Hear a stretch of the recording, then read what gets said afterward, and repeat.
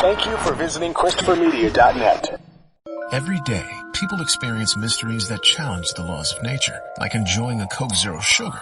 It looks, sounds, and tastes delicious. But how does one explain the great taste if there are 0 calories and 0 sugar?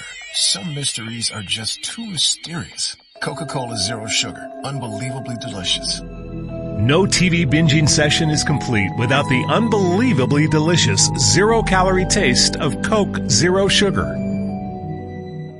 At Jewelers Mutual, we're a little obsessed with jewelry. Obsessed like auctioneers with talking fast. 50, we're gonna fit sold. Pop stars with auto-tune. Yeah. And dentists with asking questions. So, how did he propose? After they've put their hands in your mouth. Great. Yes, we've made jewelry our obsession for over 100 years. We love it so much we named our kids Ruby, Amber, and Opal. Venti soy latte for Opal? At Jewelers Mutual, we insure jewelry and only jewelry, which is why people who are also obsessed with jewelry trust us with theirs. ChristopherMedia.net.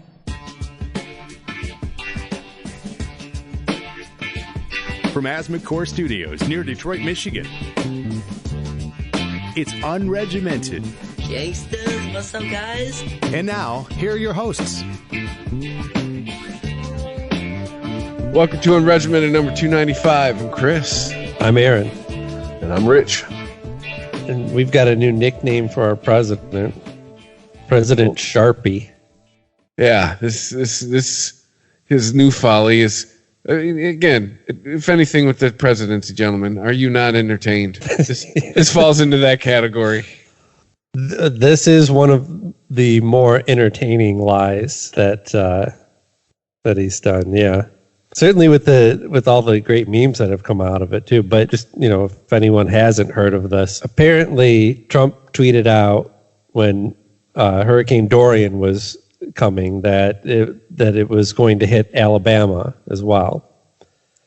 And the official maps came out charting its course from the government and didn't show it touching Alabama. So Trump presented his own version of the map on TV with a little bubble drawn to extend the official chart of the hurricane into Alabama. No, look, guys. If it hangs a hard left, you'll see it goes right for Alabama. Yeah, the Warren Commission had the magic bullet theory. Trump's got the magic hurricane theory. Yeah. There's a second hurricane sitting there on the Dominican Republic. On the grassy knoll. Yeah.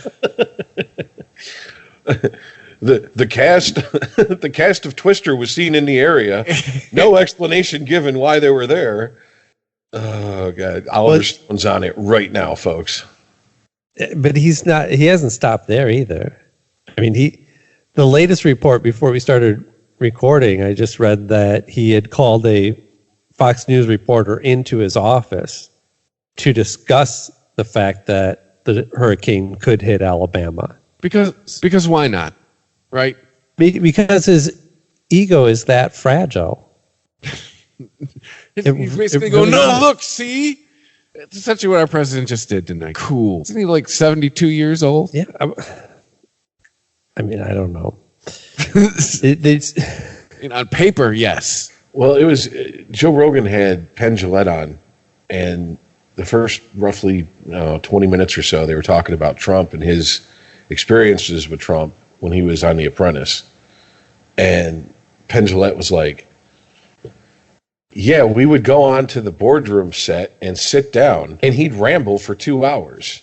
And they'd spend the next week and a half editing that 2-hour ramble down to something they could air for 3 minutes.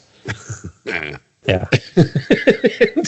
and Joe Rogan just cracks up, and he's like, that's hilarious. And he goes, and the funny part, Penn Jillette goes, do you know Trump? And he's like, no, I don't want to know him.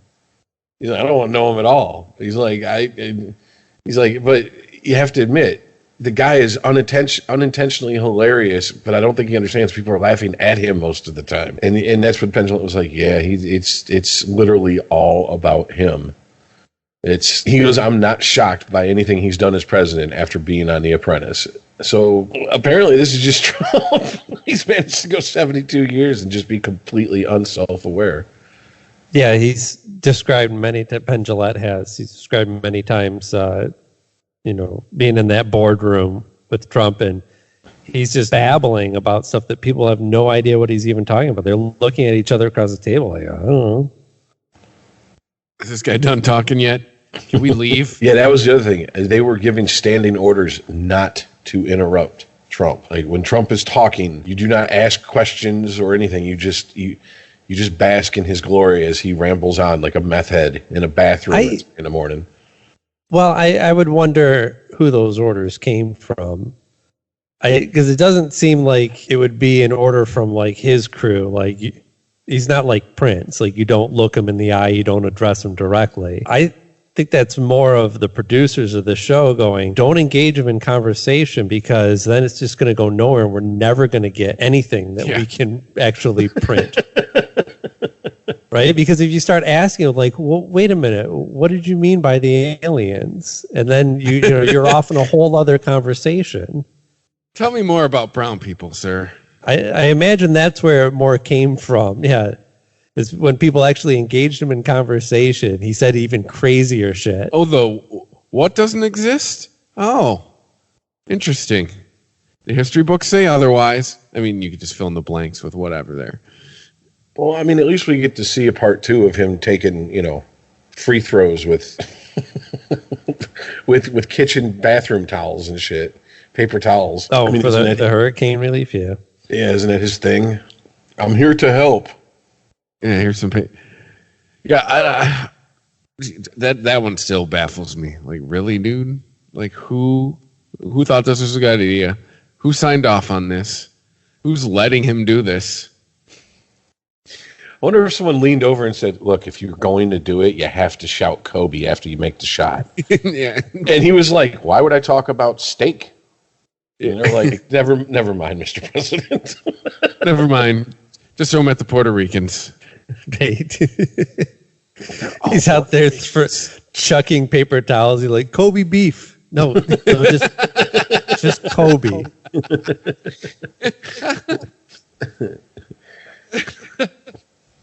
Oh, God.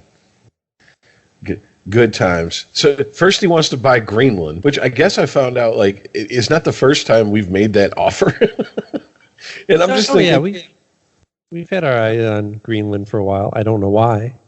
It's a big chunk of ice. Are we not producing enough American-born hockey players? We have to go to Greenland and be like, hey, we know that it's like 11 months out of the year, just snow here and ice. So you obviously are going to dominate the Winter Olympics, and we'd like you to join our country for it, please.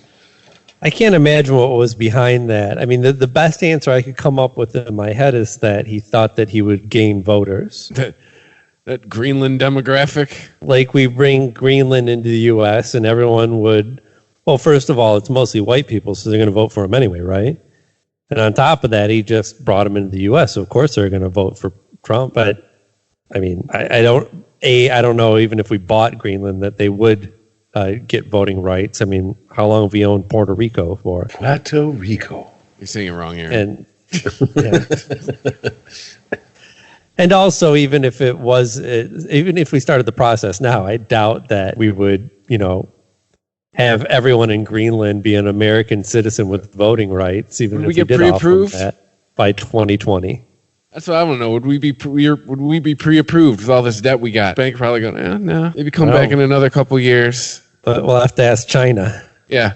We have to ask China if we can buy Greenland. Pay off some of your debt to China and then maybe reapply in a couple of years. Yeah, China's like, I don't know. We're like, but we'll feed them every day. I'll suck your dick. Make sure they go for a walk. No, I'm like having a pet. Never mind. I just imagine like China's like a drug dealer who you owe money to because you got a front, and then he sees you out buying drugs from somebody else, and it's like, whoa, where's my money? Yeah, you owe me, motherfucker. Out here buying other countries and shit, we own your ass. So is that really what's behind the tariffs? Trump doesn't want to pay up. That and a massive misunderstanding how tariffs work. Yeah. I mean, but are you shocked? I mean, seriously?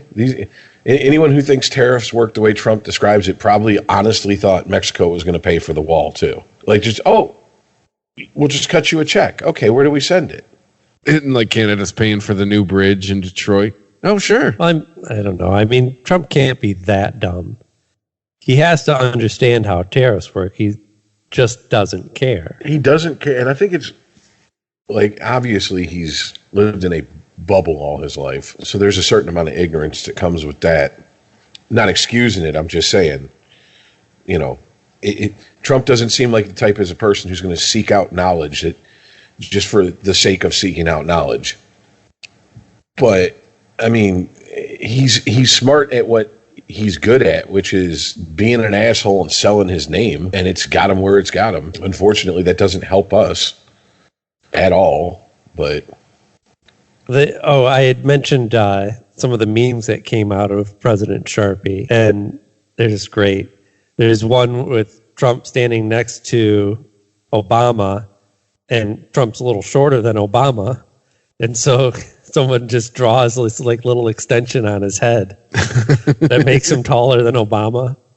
There's another one where Trump and Melania are walking, and he's reaching out for her hand, and she's not even looking at him, but somebody draws in her hand coming out and like holding his. Yeah, now I understand. I'd seen the meme and I didn't understand it, but it was someone had taken a map and drew a bubble around Greenland with a Sharpie.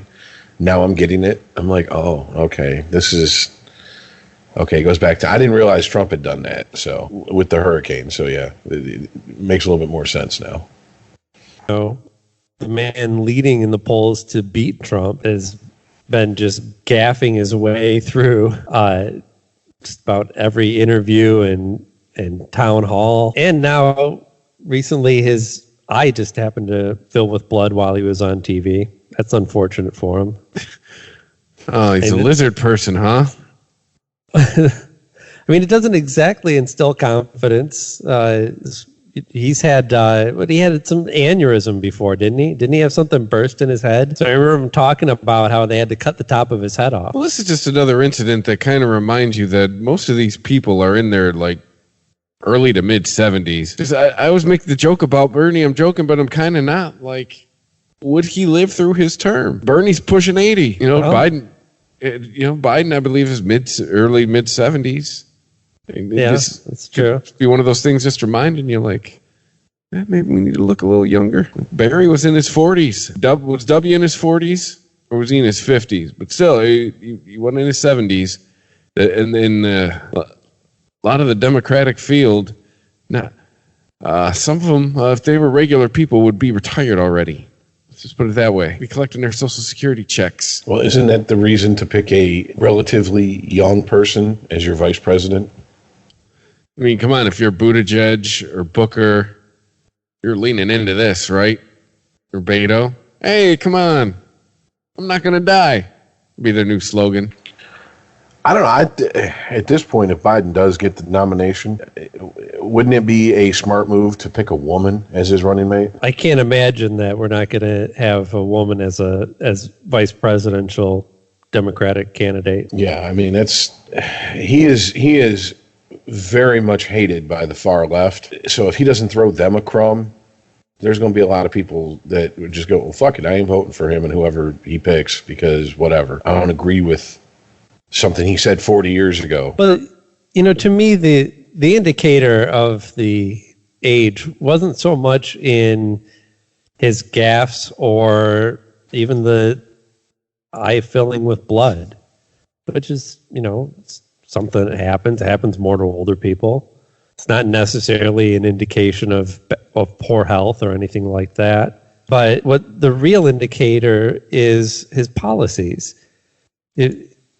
During this town hall that he was speaking at, which the subject of the town hall was climate change, he was asked about what he'd be willing to do to control the amount of carbon in the atmosphere and global warming and all that, right? Or climate change, as we call it now. And he's talking about light rail systems. That for 25 years, he's been pushing light rail and that it could take millions of cars off the road. You just have to make it, fast and affordable and all this stuff. Like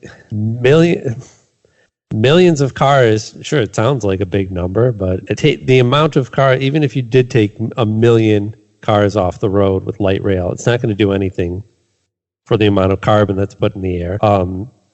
Mass transit certainly is better when it comes to emissions, but it's not carbon neutral. And 25 years you've been pushing light rail, and it's not happening. It's because it's the train. It's still burning fuel. We're kind of trying to angle for things that don't, emit things into the atmosphere anymore there, Joe. So I kind of understand you there, Aaron. Like what Trump beating the coal drum during the last election. Are you insane? Is it 1935? No. Well, Bernie's answers on climate change weren't much better. He was asked at, I think it was his own town hall that he was having, and somebody asked him, let me find the exact question here. Let's see. Realized okay, so I don't have the exact quote here, but according to The Hill, a teacher named Martha Redioff said that she realized linking population control to climate was a topic poisonous for politicians, but it's crucial to face. Basically what she's saying is she asked Bernie if he would be willing to support population control in the form of abortion in order to curb climate change. And his answer is, well, Martha, the answer is yes. At some point, we got to start facing that question. What if we run out of room? What do we do? But isn't that going to the... No, wait a minute. It's not about running out of room. You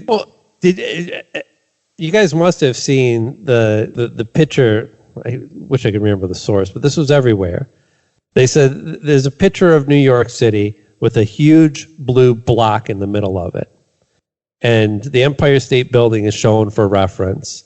So it's taller than that. It looks like it'd be like a block the size of a megacity block in Judge Dredd. And they said all the people on the planet could fit in this one space right here. Oh, wow. Yeah, you can fit a lot of people in a prison, too. That doesn't mean you're going to have optimal living conditions. No, they didn't say everyone could live comfortably and have plenty of space. They're just for a sense of the population as compared to the size of the earth. If you needed to, if you opened up an enormous Japanese-style hotel where you sleep in a pod, then you could fit everyone on that planet in that mega city block. Worst hotel ever. Yeah. Imagine the Yelp reviews. Oh. I'm only moving there if they can call it Patrick Swayze block. It's a Judge Dredd joke. Okay. Well, first of all, they named their blocks. The mega city blocks are named after famous people from the past. Ah, okay. I'm surprised I didn't know that about Judge Dredd. But hold on a sec. I feel like we've skipped over a major part of you introducing this story. Why did this bitch stand up and go, do you support population control by abortion? Wait a minute. There are many steps we can take for population control before a medical procedure is required. Why did you ask that question about abortion? How about, I don't know, free contraceptive, things along those lines, reduced cost contraceptives. Here's the rest of her quote. I found it. Empowering women and educating everyone on the need to curb population growth seems a reasonable campaign to enact. Would you be courageous enough to discuss this issue and make it a key feature of a plan to address climate catastrophe? Sanders says yes. He says, the answer has everything to do with the fact that women in the United States of America, by the way, have the right to control their own bodies and make reproductive decisions. So I get where it's coming from, but politically, if you're going to start screaming, we need abortion to combat climate change, good luck with the middle of the country. Good luck with anybody. I mean, yeah. We're talking about, population control means what?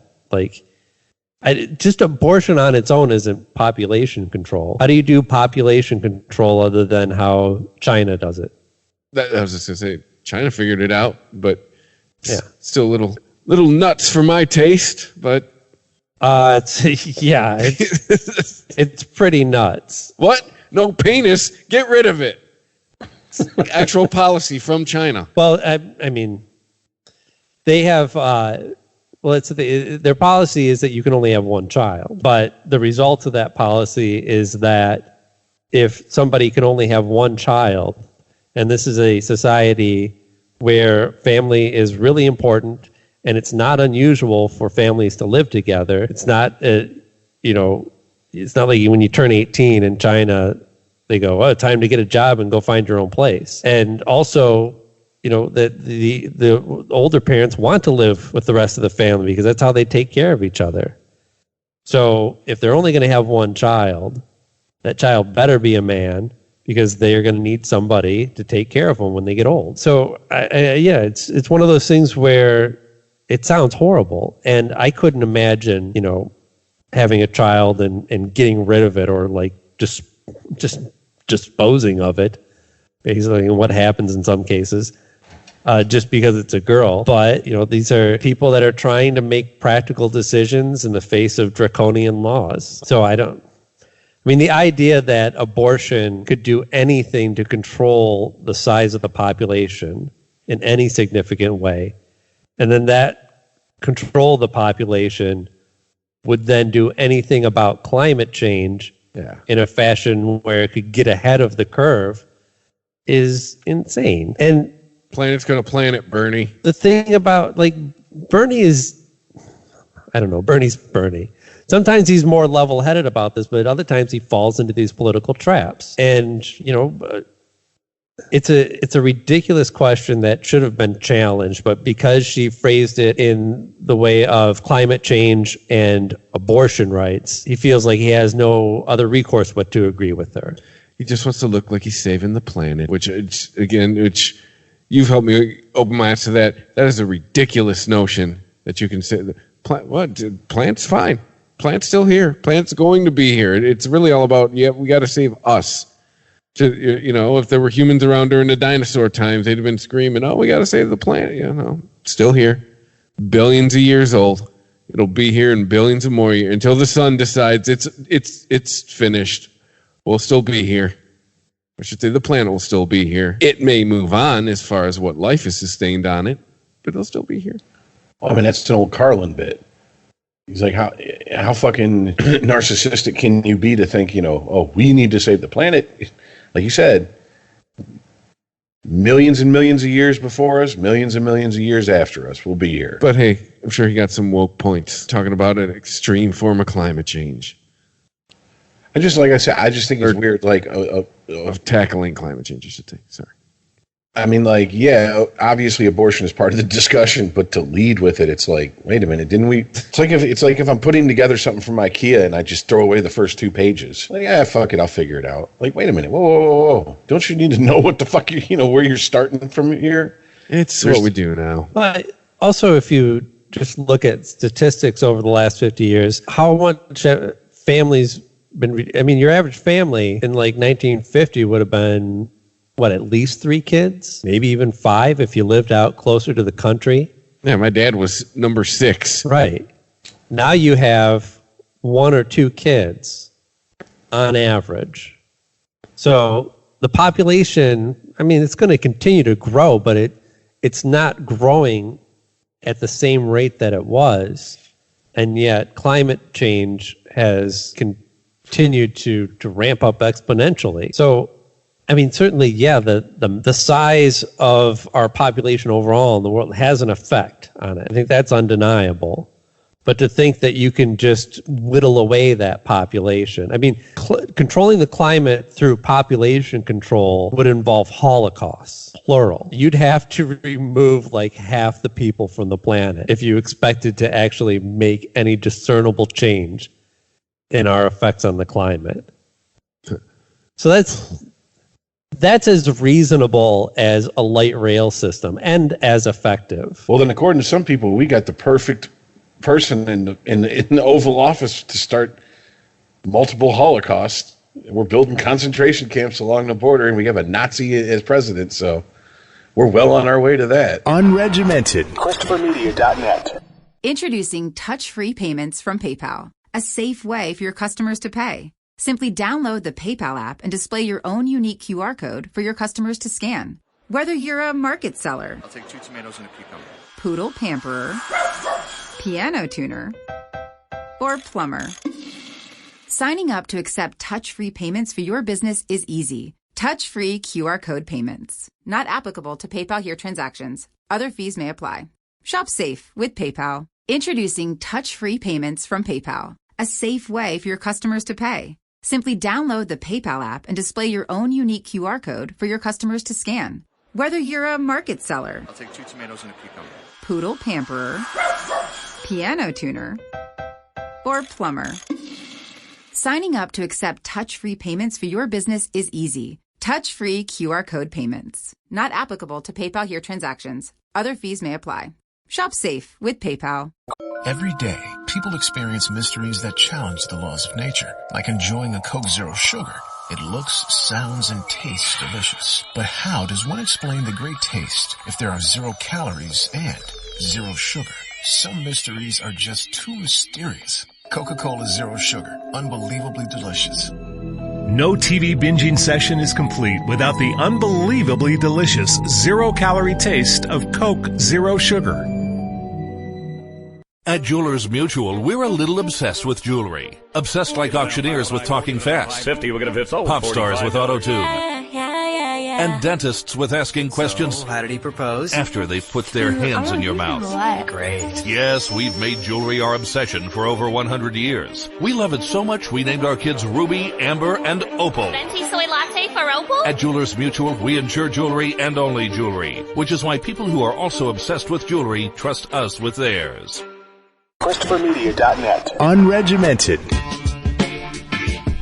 Yeah, we're building concentration camps on the border where we're forcing people to drink out of toilets, according to AOC. To the point where, well, a politicianed did just what you're thinking. No, they're not that stupid. No, right. So Steve King did.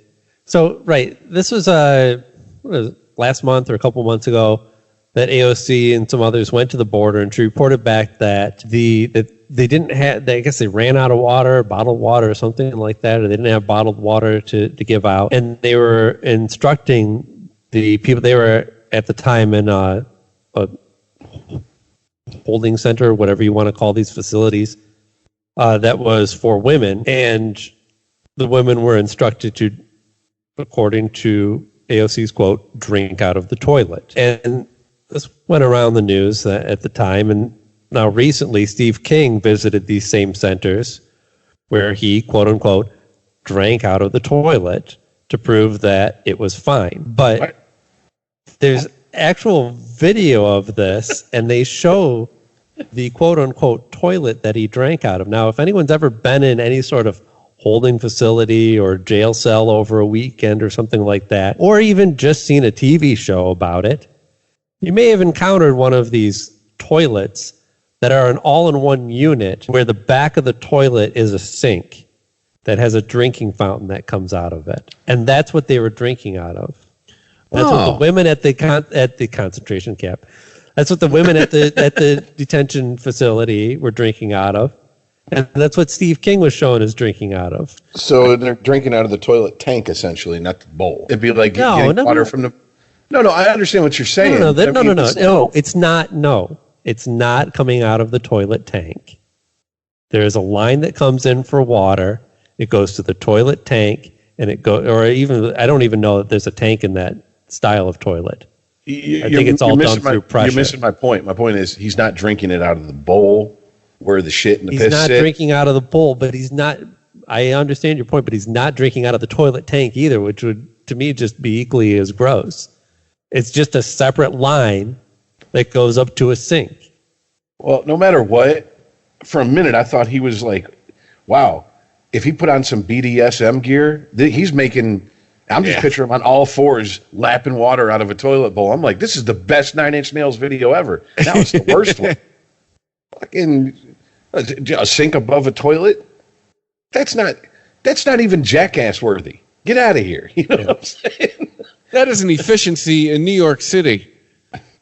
And no shit. That's exactly what it is. This story was driving me as nuts as the one about the mouse at the, what was it, like a Jack in the Box or some shit? Or did you guys see this? There was some fast food place, and there was a mouse running around on the counter. And in the video, there's a bunch of people standing around. All these customers can see it. And in the video, the guy filming is like, there's a rat on the counter, and he keeps calling it a rat, and it's obviously a mouse, but he keeps calling it a rat. And half of the news stories about it were reporting a rat in a restaurant. I'm like, yes, he called it a rat because he did, but you have to then repeat that stupidity.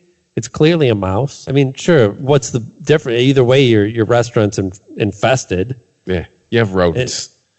Yeah, but this was even worse than that because everybody is reporting that Steve King drank from a toilet. And then they put the video in the story, and it shows him drinking from a drinking fountain that's on top of a toilet. I mean, maybe there's just no difference to the majority of the American people. They're just like, I'm not drinking from anything that's attached to a toilet in any way. That's just gross. Some people won't even let their kids drink from the hose anymore. Have you ever, and maybe you guys have run into some people like this, but like, have you ever heard people go, you drink water from the bathroom sink? Ew. And I'm like, what the fuck? It's a tap. What are you taking a shit, reaching in the toilet bowl and stuffing it up the fucking tap in the bathroom? Why should I be afraid of the water in your bathroom? What are you doing with that sink? Yeah. That's my question. Yeah, well, I don't let my kids drink from the tap at all because who fucking knows, right? Bottled water is cheap enough, stays nice and cold in the fridge, and I wish that I didn't have to rely on that. You know, look, in the city that we live in, we've had no problems with our water. In general, most of Michigan has great water. You would think we would because we're surrounded by it, but all it takes is, it doesn't even take changing the pipes. I mean, what happened in Flint started with just changing the way that they treat the water, or rather it was diverting to a water source that was treated differently. That actually caused the pipes to become corroded, and that's what caused the lead to leach into the water. So, yeah, I mean, it's been 5 years in Flint and they can't get it fixed because they don't have any fucking money to fix it with. But it still happened. I mean, Rich, you were just talking about how this happened in Lansing recently. It didn't take 5 years to fix it. Oh, no. They made sure to get that water nice and clean. Because God forbid the politicians have to fucking, actually drink the same water as us fucking plebes out here. So, yeah. I think it was something like 6 to 9 months they fixed that. Yeah. And I mean, that's the state capital for people who don't know. That's where, it's obviously not a Detroit-sized city, but I'm sure it wasn't, just a couple, pennies found in the couch to fix it. It wasn't, this is loose change to fix this. But once again, like I said, politicians, they make sure their shit's clean. And didn't we go through this with the previous governor when he went to Flint? He's like, I'll drink the Flint water, and someone handed him a cup of water poured from a bottled water, and he's like, see, I'm drinking it. No, you're not. We just watched him pour that out of a bottle into the glass, you asshole. Are you serious right now? You understand we can see you, right? We noticed it's not brown. Well, I mean, still, I understand your point about not letting your kids drink out of, like, any tap water, but let's be honest. There's a difference between that, because, like, I'd rather be safe than sorry, than just going arbitrarily, nope, that's the bad tap in the house. You can't drink tap water from there. Like, oh, but I can go drink it from the kitchen? Okay. Still on the bathroom tap? Is that what you're talking about? Yes, because you said you don't let your kids drink any tap water, and I'm pointing out that at least that's playing it safe. Well, but to say it's not that one tap's unhealthy and the other's perfectly fine is so arbitrary. Okay, I'll drink out of the bathroom tap. Jeez. I don't. It's not that it's not like I'm gonna slap a glass out of their hand if it's tap water. It's just my kids. It's pretty much all my kids drink is water. I just didn't realize you had such big rabbit ears for this subject. Sorry I brought it up. What are you talking about? You're the one who's obsessed with the fucking bathroom tap. We're moving on. If you don't know what I'm talking about, I can't help you there. So you're on your own, bud. Have fun. Everybody buy bottled water. There you go. All that I'm saying is that if my kids, if that's all we have is tap water, if we run out of bottled water, you can drink from the tap. Not a problem. Just in general, they're going to drink bottled water. Like even if there are contaminants in the water, it's shit that builds up. It's not like you drink one glass and you fall over. But if you're drinking multiple glasses day after day, that's how you get lead poisoning if there is lead in your water. Which we've learned in Michigan. Might be a chance. There's a good shot. But so, hey, I'm sure Steve King fixed everything and the debate is closed. And everybody's moving on. By the way, I got to wonder how fucking nuts this is driving Stephen King. How many times people have tweeted at him and he's like, I'm not that Stephen King. Stop it. I write scary books. He's a politician. I actually do something worthwhile in this world by providing a distraction from how shitty life is for people. He makes people's lives miserable. Okay, there's a difference here. He drinks out of the toilet. I do not.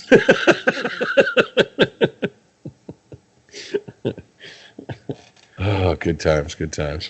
Since we were talking about the government in the state of Michigan, should talk about the story that apparently you and I both have a couple of sets of rabbit ears for this week. Oh yeah. Let's do it. Yeah. Michigan wants to be on the cutting edge. And it's decided to ban all fruit-flavored vape juices and e-cigarettes. By the way, not all flavored cigarettes. You'll still be able to buy tobacco-flavored cigarettes, unflavored e-juice. You should clarify. Michigan didn't make this decision. Our governor did on her own. On her own. Gretchen wants to be our mommy.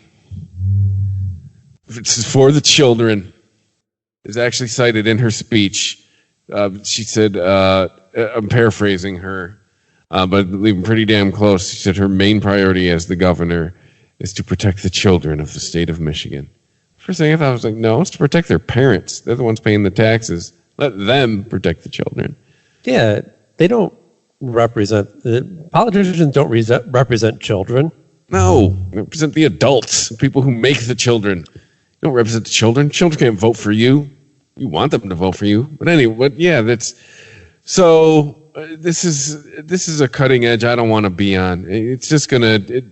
Rich and I kind of already bitched about it, together. But it's gonna. First of all, it's just gonna drive people to. Remember before, guys, when any fireworks that left the ground were illegal, it just created, every June, just hordes of people heading for Ohio, right? Heading for Toledo, hitting up the stores, hitting the fireworks. It's just going to if you want to vape shop in Ohio, I mean, it's a great day for you, especially if you got one in Toledo. It's going to do that. It's going to open up the black market. It's just, I don't, this is pure politics here, right, guys? This is, there's no way I can come at this without thinking that, one, it all comes down to money. What was it? 2-3 months ago, they slapped another 45-cent per pack tax on cigarettes. And what have we been hearing? More and more younger people, more and more people who have been smokers are going to vaping, et cetera, et cetera. I mean, whether I should connect that line or not, I'm like, I don't put it past these fucking crooks. They're pissed. They're pissed. They want their give me my tribute. Kick it up to this pyramid scheme here. And they're not getting it from vaping, so this is how they'll go about doing it. And I mean, and to your point about fireworks, by the way, if you knew the right party stores or liquor stores, whatever, you didn't even have to go out of state. You just go in, and if they know you, they take you in the back room and they sell you all the illegal fireworks you wanted back in the day. Oh, for sure. Now, a lot of the problem that people are having is with black market, unregulated, uncontrolled, unsanitarily made juice and THC cartridges, et cetera, et cetera. So you just created a huge market for it where there was just a tiny one compared to what's going to spring up in its absence. So don't tell me this is about anyone's safety. It's not. It's bullshit. People are going to get what the fuck they want. We've already proven this. Prohibition on alcohol, the drug war. We've proven this shit. And the nonsense stories I hear, the more I hear, the more I'm like, how can anyone connect this to the regulated market that is out there?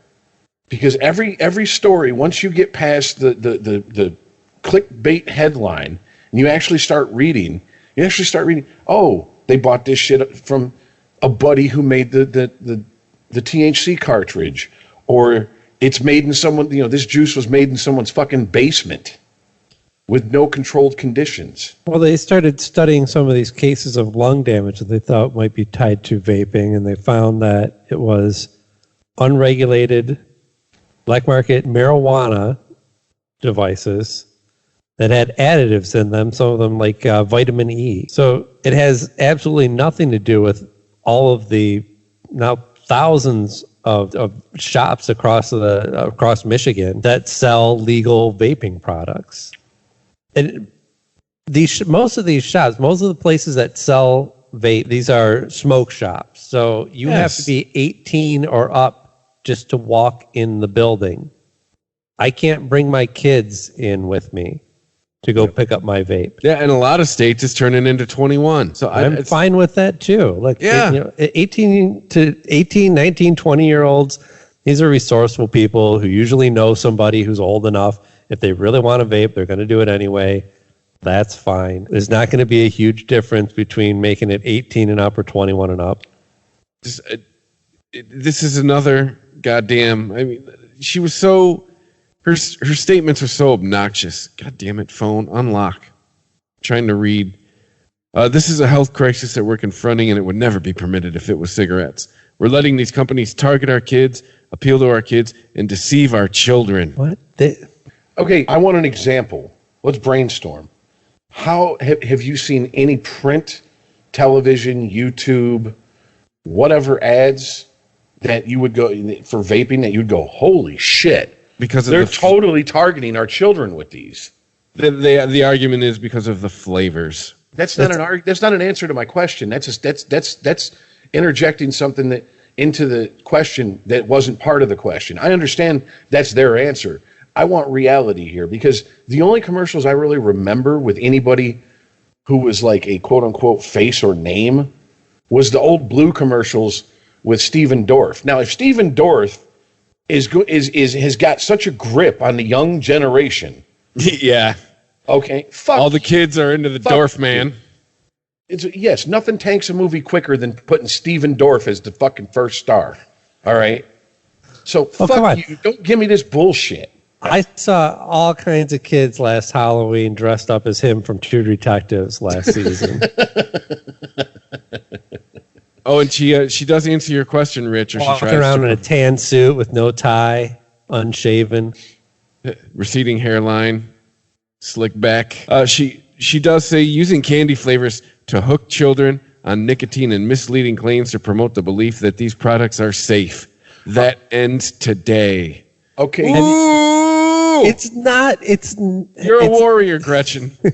Having a candy flavor or any flavoring to your product doesn't mean that it's for kids.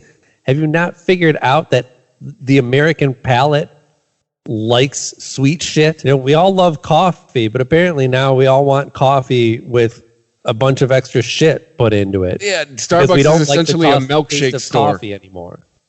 Yeah, Starbucks is essentially a milkshake store. Which okay, fine. You know what? You brought coffee into the discussion. It ends in INE. How come my 9-year-old nephew can walk into a Starbucks with impunity and buy something loaded with caffeine, but we have a problem with nicotine? Oh, you don't need to walk into a Starbucks and just go get a fucking energy drink 4 of those in 10 minutes and drop dead of a heart attack. I mean, but vaping. Yeah. Oh, and by the way, if candied or sweet flavors are attracting children, then every single basic bitch I know who walks and pussy ass motherfucker I know who walks around with these fruity ass foo drinks, ban them shits too. Yeah, it's true. If we're gonna get into if it's all about the fruit flavors and all alcohol, then you get whiskey and vodka at the liquor store. That's all you get. Whiskey, vodka, beer. We'll We'll thin out the herd and find who drinks because their ass is made of candy and who's a real dedicated alcoholic real quick when it's just, hey, what flavor whiskey is that? Whiskey, motherfucker. It burns going down. Here, want some? But to think that it's getting rid of the flavors is gonna stop. It's not gonna stop it. It's just gonna change behaviors. Just now, whenever I'm fortunate enough, I get to leave the state every week. I get paroled every 2 weeks.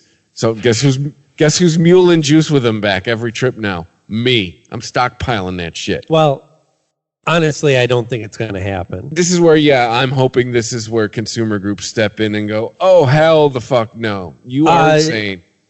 Yeah, I don't know about consumer groups, but, this is a big business now. And, there's going to be a lot of people that, if this ban does go through, there's going to be a lot of shops that won't be able to support their business on their remaining products and are going to have to close. But I mean, they tried to do this in New York and it was unsuccessful. Oh, with the big drinks? No, with vaping products. They tried to do this exact same thing in New York and it was unsuccessful. And because they eventually gave up on it. I mean, I can't remember if it was implemented the same way, but there were so many injunctions put on it because of lawsuits that it just went nowhere. And that's probably exactly what's going to happen in Michigan, honestly. I don't see the ban going forward. Well, I absolutely hope you're right, because I personally know a few people that own vape shops, and it's like they've worked their asses off. They're there 7 days a week, open to close, to establish their vape shops. And for this to put them out of business is horseshit. It's already hard enough to fucking start a business and be successful with it in this country. We don't need the government kicking our fucking legs out from under us. And I mean, just the whole, for the children. When are people going to learn? The minute someone brings up children, it's like a preacher bringing up money. Get ready to get butt fucked. All right, you're about to hear a load of bullshit after we're doing it for the children. No, you're not. You're doing it for every other fucking reason but the children. That's just what you think your fucking constituents want to hear. And sadly, there's enough dumbass people in this country who buy it. Oh, let's see here. The president of the CEO of the American Heart Association says Governor Whitmer has taken a bold and appropriate action in response to the epidemic of youth e-cigarette use. So yeah, people like that. Epidemic. Are you kidding me? I see adults doing this shit all day long. I don't think I've ever seen a teenager vape. I'm not saying it doesn't happen. Well, like I said, I'm frequently in one of the worst neighborhoods in the area that I'm in on an almost daily basis. I don't see kids on the corner vaping. They're fucking smoking cigarettes. They're still analog with their shit. And here's why. I can tell you why. Because the area I'm in, the vape shop, the two of the vape shops I know the people personally, known them for years. They don't. If the minute someone walks in and they look young, they're like, "Hey, come here. What ID? Oh, I don't have it." Well, it's illegal to walk around without any form of ID if you're an adult, right? So get the fuck out my store. Later for you. Yet I know places within a mile, gas stations, liquor stores that you could walk in underage and buy a pack of cigarettes. They don't even bat an eye. So really, which one is the bigger problem? And on top of it, if it's for the children, how good did prohibiting underage sale work for alcohol and cigarettes for us and everyone we fucking knew growing up? Yeah, but buying cigarettes since I was 15. Stop punishing adults because you are a shitty parent and can't fucking control your child. Or stop being reactionary. This is just a reactionary move. This is something caught somebody's attention in the news, so now we're going to make a rule about it to look like we're doing something, which it turns out, it said, I've seen on NPR and several other reputable news sources for all you fake news types, it's been traced to a black market THC product. What did the kids used to say? Calm your tits, everybody. 100 people. We crunched the numbers in last week's show. It's like 0.0. It's like 4 zeros, 9%. It's that much of the population. Calm down. That's just in the United States. Unregimented. ChristopherMedia.net. Introducing touch-free payments from PayPal, a safe way for your customers to pay. Simply download the PayPal app and display your own unique QR code for your customers to scan. Whether you're a market seller, I'll take 2 tomatoes and a cucumber. poodle pamperer, piano tuner, or plumber, signing up to accept touch-free payments for your business is easy. Touch-free QR code payments. Not applicable to PayPal here transactions. Other fees may apply. Shop safe with PayPal. Introducing touch-free payments from PayPal. A safe way for your customers to pay. Simply download the PayPal app and display your own unique QR code for your customers to scan. Whether you're a market seller, I'll take 2 tomatoes and a cucumber. poodle pamperer, piano tuner, or plumber, signing up to accept touch-free payments for your business is easy. Touch-free QR code payments. Not applicable to PayPal here transactions. Other fees may apply. Shop safe with PayPal. Every day, people experience mysteries that challenge the laws of nature, like enjoying a Coke Zero Sugar.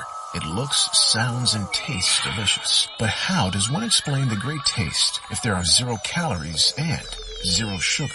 Some mysteries are just too mysterious. Coca-Cola Zero Sugar. Unbelievably delicious. No TV binging session is complete without the unbelievably delicious 0-calorie taste of Coke Zero Sugar. ChristopherMedia.net. Unregimented. It's not only that, it's even when you show facts to people, because this is one of them subjects that I've actually said, okay, fuck it, and I've scrolled down and started looking at comments. They don't care. It's smoking all over again. In fact, I've seen people, I don't like the smell of any smoke. I don't care if it's flavored and it comes from any cigarette. So much ignorance in that statement. I didn't even know where to start, so I didn't even bother. Smoke. You think e-cigarettes are producing smoke like a burning cigarette produces smoke? You're an idiot. Like you need to stop breathing my air right now. No more air for you. Just we need to invent a machine. And if you are not legitimately mentally handicapped, but your IQ is under room temperature, you walk into and you just cease to exist. Get the fuck out of here. You're clogging up our gene pool. We're back to population control again. I'm for like 73rd trimester abortions. That's how hardcore pro-choice I am. Like, fuck these people. And I mean, and I've watched the debates between people who are like, look, man, I don't vape, I don't smoke, but I do dig deeper than a headline. And they're like, your information that you're spouting is wrong. And people just go, nope, that's not a rebuttal. That's just you going, nope. I believe in Sky Daddy and a burning bush that told Moses to do all this shit and throwing down a. Then you might as well just go become a fucking a nutbag fucking religious zealot. If nothing can change your mind, if facts don't matter to you. I mean, like the story I heard about the exploding coil that somehow blew up and traveled into somebody's lung. First of all, the coil didn't explode. That's not what happened. Second of all, it was a cheap knockoff that he picked up at some fucking gas station of a legit coil, which, by the way, when you buy legit coils, if you really want to do your due diligence, there's a little scratch-off, like a scratch-off lottery ticket. You scratch it off, there's a number. You can go to the website and put it in and see if it's authentic or not. If you really want to do your due diligence, you can do that, all right? Obviously, this person didn't and went the cheap route. By the way, they also kept the coil in for something like 2 months. The fucking thing fell apart because it was raggedy as fuck.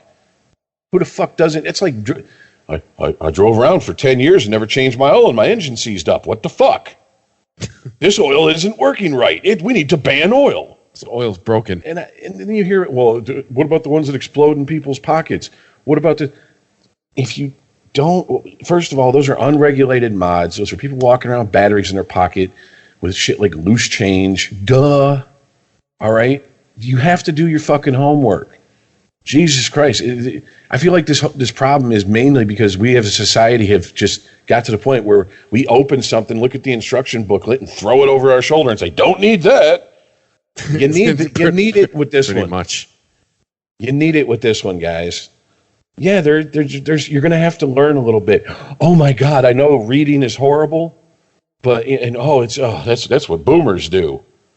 Whatever the fuck. But yeah, just browse it a little bit. Yeah, when I started vaping, I had to research about it. What's what's the principle? How does this work? What am I getting myself into here? I don't know. It's banning the flavors isn't going to stop it. I don't know what the hell our governor is thinking, but she's a hero. Well, they're taking a different approach in North Carolina. Their attorney general filed lawsuits against 8 different companies that produce liquid, claiming that they are, this is a quote, unlawfully targeting children and not requiring appropriate age verification when selling products. Now, they list all the companies that were included in this lawsuit. There's Beard Vape, Direct E-Liquid, Electric Lotus, Electric Tobacconist, Juice Man, all these companies that... Oh, they're going after some biggies. They're trying to make some examples. All these companies that are just selling the juice, so they're not the retailer. The retailer is the one who is interfacing with the customer and is required to do the age verification. I don't know how you hold it's one thing if you could prove that they are marketing to kids, which, and unless that's where Joe Camel is now, hawking vape products for Beard Vape, I don't know how you prove that. Because if you're trying to do that just on flavor alone, then you have to prove that no adults like fruity flavors and that only kids like sugary stuff. Which, good luck. Have fun with that. Enjoy your study that will never end.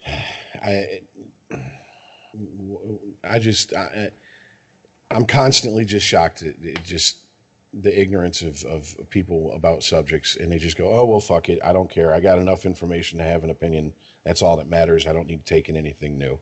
Well, it's because my favorite thing that I heard on NPR last night, them trying to shoehorn some more panic into the situation, is Michigan Governor Gretchen Whitmer, blah blah blah blah blah, bans the sale of, and then they listed a bunch of flavors. So it was fruit flavored, dessert flavored, and popcorn flavored. And I was like, who the fuck is buying popcorn flavored? Hey, easy with that.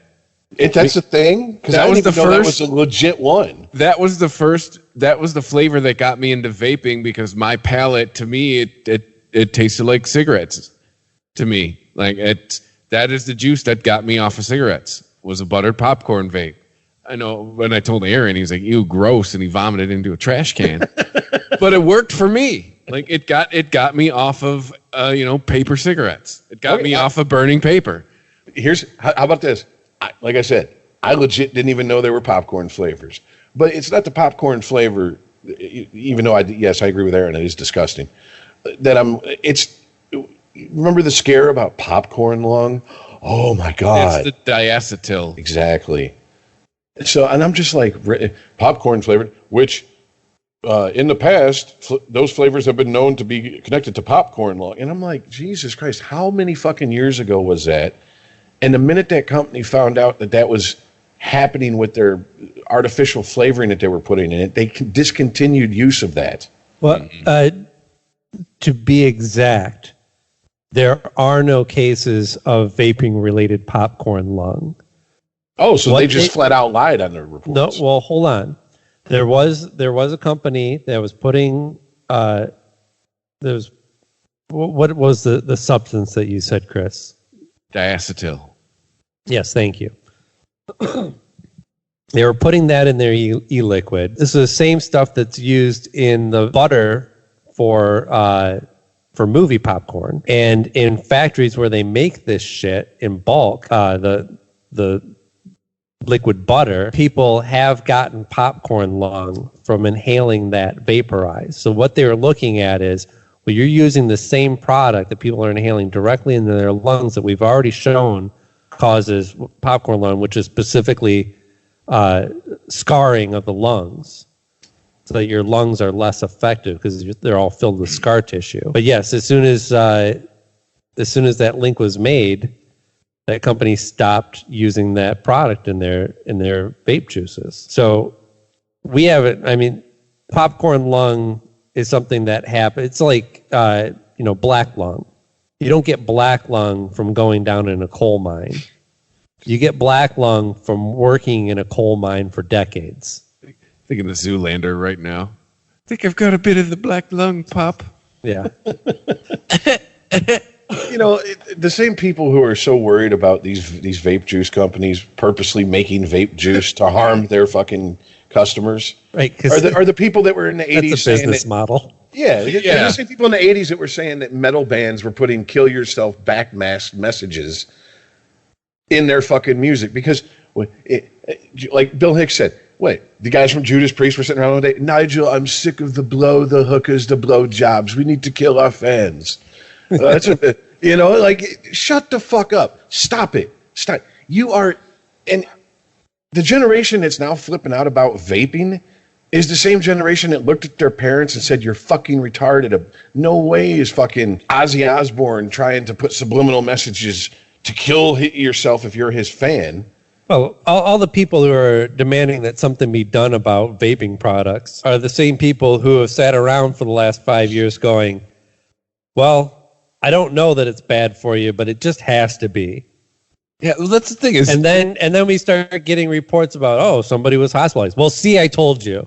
I knew all along it was bad for you. And you stumble into a point I wanted to make here. This is all just fear-based, right? Because the science is still out, because we don't know. So thus when something happens, it's got to be this.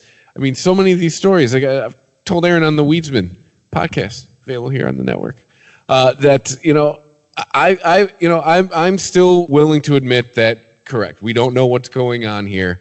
The science is still out on it. So every time a story pops up, I'll click on it and read it, right? But to me, there's you got to look out for the language, right? There's always might, may, we think, it's never conclusive. It's never anything. So something like this happens where we got an actual event circulating around this behavior. So now it's something right. that we can jump on, right? To play on the fear.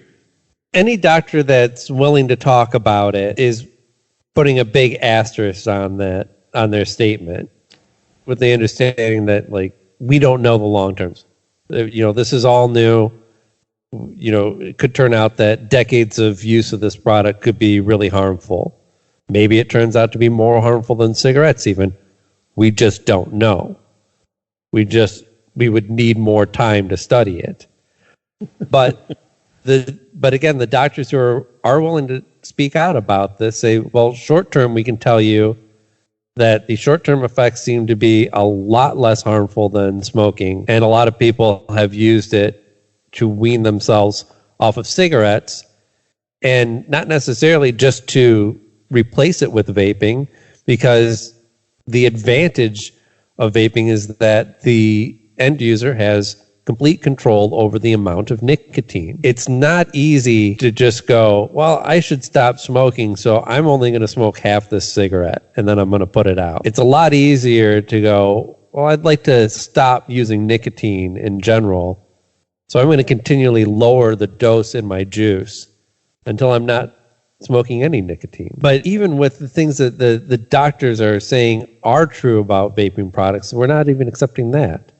And the federal government's going after Juul, saying that they are making false medical claims about their product, because Juul's promoting their product as being safer than cigarettes and helping users stop smoking cigarettes. Well, I mean, if they want to be honest about it, 50% of that is true, and the data's still out on the other half of that statement. But that doesn't stop these news agencies from reporting straight up bullshit. That if you have the reading comprehension of a third grader, you should be able to understand is bullshit. The example, I think it was MLive, it was one of those Michigan-centric web pages, posted an article that, this teenager who was 18, went in to the emergency room for breathing problems, and they attributed it to long-term vaping. 18. Let's say he started vaping at 14. 4 years is not long-term vaping. How the fuck can you attribute it to long-term vaping when 18's old for a car, not for a human? This might be the same asshole who told his doctors, yeah, it's from vaping.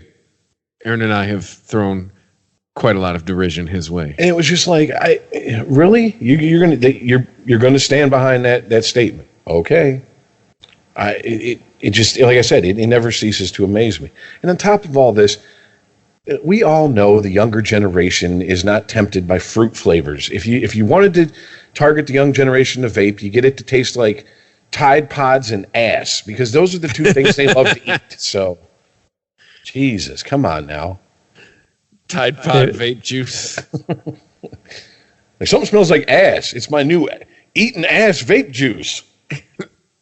From gonorrhea around the mouth vape products. Here, you want some? Sure. Yeah, why not? That sounds good. My new ATM vape juice. So the House Oversight Subcommittee on Economic and Consumer Policy asked the FDA to take appropriate enforcement action. The FDA regulation, Juul appears to be violating FDA regulations against making unapproved, express and implied claims that its products help users stop smoking cigarettes and is safer than cigarettes. Which those are like I said, the doctors that are speaking about this are saying, well, it helps people get off cigarettes, and it appears to be, at least short-term, safer than cigarettes. Mm-hmm. I had my doctor at my last doctor's appointment go, there's over 7,000 chemicals in a cigarette. There's, as far as he knows, because if you buy, and he said, if you're buying from a legit source, 4 or 5 ingredients total in vape juice. He's never said it was safer. He used the safe to say for a doctor, I guess, it's less harmful. Yeah, when I first switched, that's kind of one of the things I was telling people. Like, cigarette smoke, huge list. As far as what I can tell on this bottle here, 5 things. So I mean, yeah. Well, I am not a doctor nor a scientist. I can do math. 5 is less than however many hundred. What, 700? Well, he said 7,000. I'll roll those dice. And I think we've all made this. Okay. Be sick. Have a respiratory infection when you're vaping versus smoking. Tell me it's not 2 different experiences. Yeah, that was, I wish I could remember the source, but one of the stories that I read about this, that they were claiming that vaping basically hinders your immune system. Like, really, I've seen no evidence of that at all. Well, my question would be of the, let's go with 5. It's a nice round number. Of the 5 ingredients that are in vape products, which would be PG, VG, nicotine, and a couple artificial flavors. Yeah, flavors, coloring. All of those are available in everyday foods and drinks that we consume. Why are we not having the problems from them with that? Oh, yeah, people have no problem. No problem with the PG-VG when you go see a rock concert or go see fucking Phantom of the Opera. And that shit's all fogging up the theater. No problem with it there. You haven't heard of, rampant cancer or, lung disease and theater troops from stage to, guys who I worked a fog machine for Phantom for 20 years. You're not hearing stories like that guy. I worked a fog machine for Great White and I got lung cancer. No, you're not hearing that story. Well, I kind of wonder, because like I said, I did venture into the comment sections of quite a few different articles, and a lot of the things I was seeing from the hardcore anti-vaping people just came off as petty. Meaning, like, you got your marijuana legal. What do you need to vape or smoke any cigarette for? They're just validating what Aaron said last week. We found our loophole around smoking, and you're just mad about it. And I'm just like, okay. So pettiness? Yeah. Pettiness? Like, really? We are stuck in a perpetual state of being 5-year-olds. If it turned into nicotine gum, people would find something wrong with the nicotine gum. Oh God, I've been hearing for years that because the way you're supposed to chew it, get it soft, and then put it between, like you would chew, between your cheek and your gum. And I've heard, you'll get jaw cancer, and like Roger Ebert, your jaw will rot off from cancer. From what? It'll be horrible. And because the thing that I've heard from when you look into medically, when you get cancer from smoking, it's not from all the shit. It's from the heat. It's from the combustion. it's from all of the cells having to constantly heal from all the hot air being inhaled. Well, I mean, I didn't say these people were, their opinion was legit. I mean, these are the type of assholes that if they told me grass was green, I'd run outside and check. I mean, they're fucking assholes and they're idiots. But I mean, still, that is the level of retardation you're dealing with these people who just. And no, not everyone who's anti-vaping is like that. So don't get it in your fucking head. That's what I'm saying, anybody. I'm saying the hardcore stick their fingers in their ears when you try to show them facts, cover their eyes and go, la, la, la, la, la, I can't hear you. That's what you're dealing with, a fucking child who's walking around in an adult's body, basically. Yeah, because it's not a popular stance, but it's the truth. Nicotine doesn't cause cancer. It's the delivery system that causes the cancer. Nicotine, I'm going to say it again, nicotine does not cause cancer. And yeah, nicotine doesn't really cause anything. I mean, save some sort of freak overdose. The worst it's going to do is make you feel a little ill if you take in too much. Yeah, the first time I had... But there's been no studies of just regular, prolonged nicotine use causing any damage. And the first time I had a medical professional basically tell me that nicotine is a stimulant, but it's not even as harsh or as much of a stimulant as caffeine is in the levels that you can get legally with, energy drinks or, well, they don't sell Surge or whatever that shit was anymore. But, shit like that back in the day, I'm like, really? Because I remember all the health classes, they never differentiated between nicotine giving you cancer and cigarettes giving you cancer. I'm not saying they said specifically that nicotine gave you cancer, but they let you run with that assumption and they never bothered to correct you. Yeah. And when shit like that happens, yeah, that triggers my inner conspiracy theory, like tinfoil hat wearing person. I'm like, why would you do that? What are you getting from that? Or is this ends justifies the means? Well, as long as they don't smoke, we can lie to them. That works so well with marijuana. The propaganda film Reefer Madness was meant to scare you away from marijuana. People get high and watch it and laugh their asses off now because nobody acts like that on weed. Never seen anyone act like that on weed. And it just dawned on me. Maybe there's you've never seen me play piano when I'm really high. I was thinking. I was about to say. I've never come home and heard Aaron just laughing maniacally and just joint burning in his mouth. It's like play faster.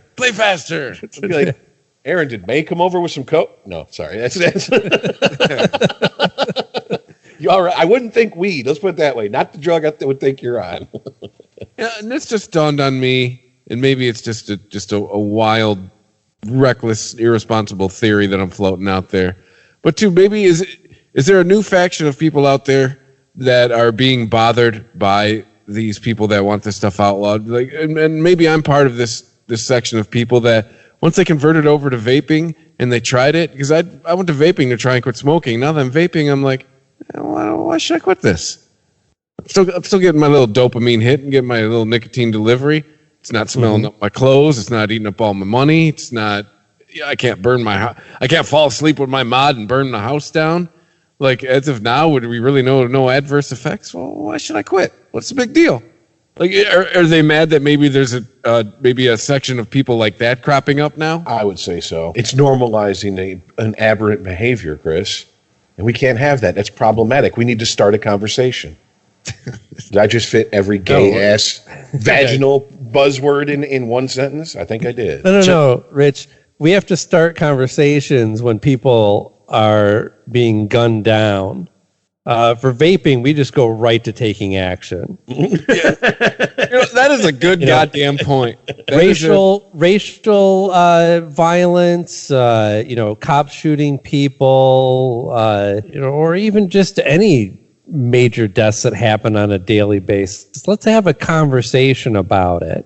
We didn't have a conversation about vaping. Mom just told us it was bad, and she's putting her foot down on this one. Mommy Gretchen. I'm gonna tell you what. If Mama Gretchen wants to be Mama, bitch, your son needs a loan. Okay, all right. He needs a co-signer on some shit too. And by the way, I don't feel I was breastfed enough, so sling them bad fucking hangers out and pop one in my mouth, bitch. Really? I don't like anyone. You're a politician. You're not my parents. Fuck off with that shit. Unregimented. ChristopherMedia.net. Once upon a time in a convenience store, a woman asked, "Which zero-calorie drink will I like more?" The cashier said, "I have a thought.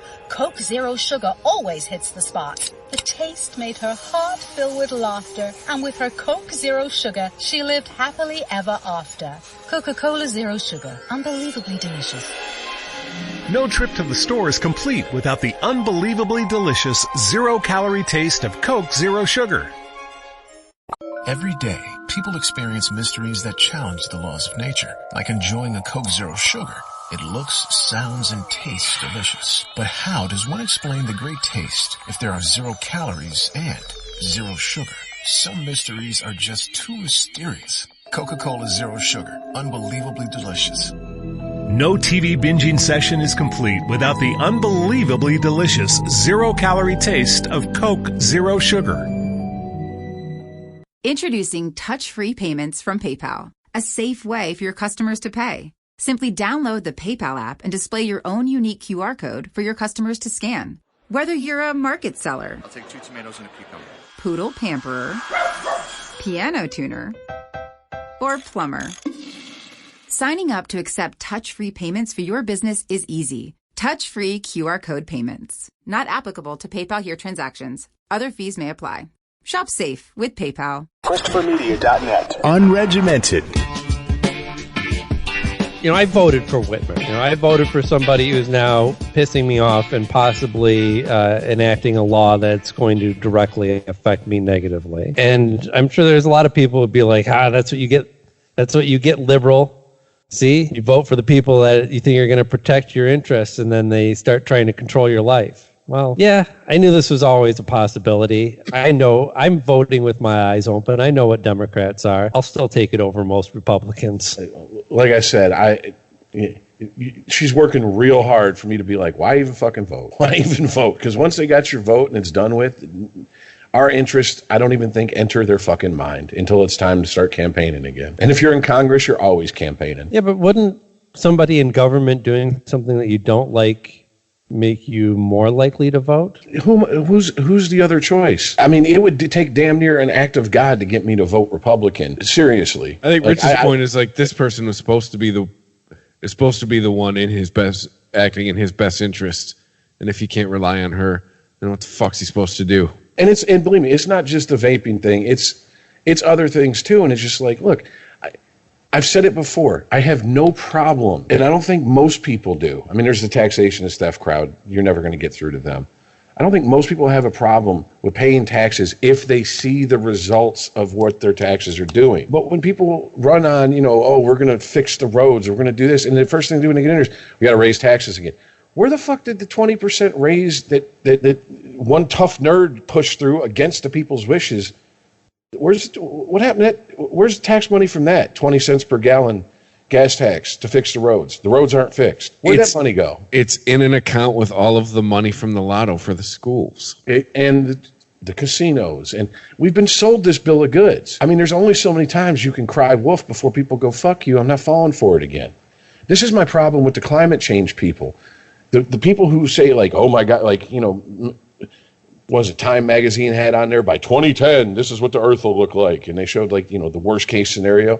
Then when it doesn't happen, it makes people who actually study climate change and are trying to tell people the realities of climate change look bad. You're just doing yourself a disservice with this bullshit. And to keep going, well, we need to have more taxes. We need to pay more. And your car registration needs to pay more.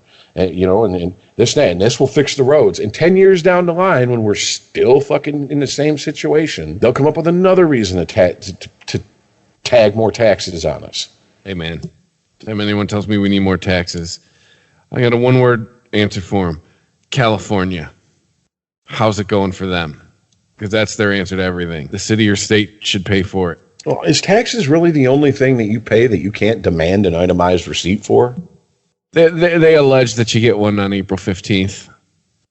Oh, okay. But who reads that shit? tax attorneys, maybe. Well, yeah, that's a receipt for how much you paid. I think Rich's point is, do I get a receipt for he wants what to know, it was spent on? Oh, yeah. Good luck, what did my bro. money go toward? Yeah, it's like paying child support to a deadbeat mother who's walking around in a mink coat, driving a brand new fucking Lexus, and their kids walking around in fucking Salvation Army clothes. Like, you really think your child support's going to that kid? You really do? Come on now. Rich wants to know what toilet seat in the state capitol he specifically bought. Because I'm going to go up and piss on it. This is my toilet seat. I paid for this shit. Which yellow line on I-94 is mine? When you put your ass on this toilet seat, you think of this face right here, okay? the Rich Memorial toilet seat. Fuck yes, I want a plaque above it.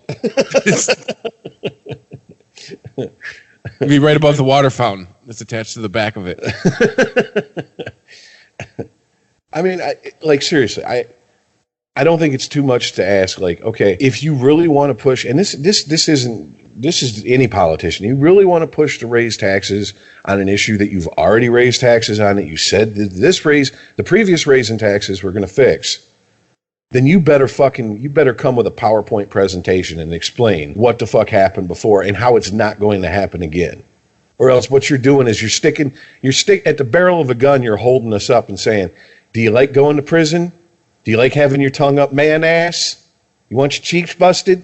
Then pay our fucking toll, asshole. Because that's basically what they're doing. And no, I'm not cool with that. And anyone who is cool with that, I'm glad you dig happiness in slavery. I don't. She knows we're a manufacturing state, right? She knows many people smoke. Well, yeah. This had to piss off a lot of her voter base. But anyone who lives in the state of Michigan. Well, and also, there is a tipping point where they can overtax something to where they do create a black market again, even though it's a legalized thing. I think it was, I can't remember the podcast. I was listening to a podcast about California and their legalization of marijuana and how it's like 40% taxed. Oh, yeah. So there's a black market rising up to combat the overtaxed marijuana, the legal marijuana places. Well, it's not rising up. It's just not going away like it is. Well, it never goes away completely. They specifically said it had started to go down, and now the number is starting to rise again. It didn't go down and plateau. It went down and it's coming back up again. Well, I've mentioned this to Aaron on the Weedsman a bunch of times, so it's a repeat for you, Aaron. Rich, it's your first time hearing it. When I went to the Bay Area and I bought a cartridge, $55. Alrighty. When I checked out, $74. I didn't add anything else. My $55 cartridge out the door was $74. That was in Oakland. That's the poor city in the Bay Area, by the way. So yeah, the black market's just sitting there going, hey, we'll always take you back. Oh, they're sitting there rubbing their hands and licking their chops. Come home to Jamaica. All right? Come back to us. We'll always treat you right. We understand the free market. That's how we have survived. Yeah. The black market is the ultimate free market. The price is king. Well, I Aaron, I honestly hope you're right. I know that it's not a law. It's, what is it, like a emergency? What exact term that she declared, because it's a health emergency? I forget. She can enact it for 6 months to a year, and then it could be re-upped at the end of it. But to be honest, it's amazing how many people that this is pissed off that are just politically apathetic, and now all of a sudden they're on social media like. I mean, it's Norma Ray like a motherfucker. They're about ready to march. You know what I'm saying? They're like, fuck you from my cold dead hand. Like, shit. Wait a minute. If we have like a national vaping association, like the NRA had Charlton Heston as their president, does that mean we have to have Stephen Dorff as our president? Oh God. He's taking a beating this episode. From my cold dead hands. Today in Ohio, there was a massive mod explosion. Yeah. NVA president Stephen Dorff has gone on the scene to hold a pro-vaping rally. Too many mods rubbed together. They all blew up. The explosion smelled delicious, Vaping doesn't kill people. People who don't know how to use their vape kill themselves. It's actually factual. Yeah. It's like when I hear these people talk about like literally a mod exploded in their hand. I mean, you guys know what an unregulated mod is, right? Like it doesn't. Yeah. We went over this last week. Okay, yeah. And like I saw a story about like, the mod blew up. He didn't turn it off. He stuck it in his pocket. Unregulated mod fires until you let go of the button. Most mods have a 20-second cutoff. You can hold that button for 5 minutes, but only for the first 20 seconds does it fire. Duh! Of course it blew the fuck up. Are you serious? This shit gets hot. And if it's firing in your pocket for fucking 4 or 5 minutes, what the fuck you expect is going to happen? I mean, the moral of the story, kids, is put a week's worth of a pack of cigarettes into your mod, and you'll be all right. Yeah.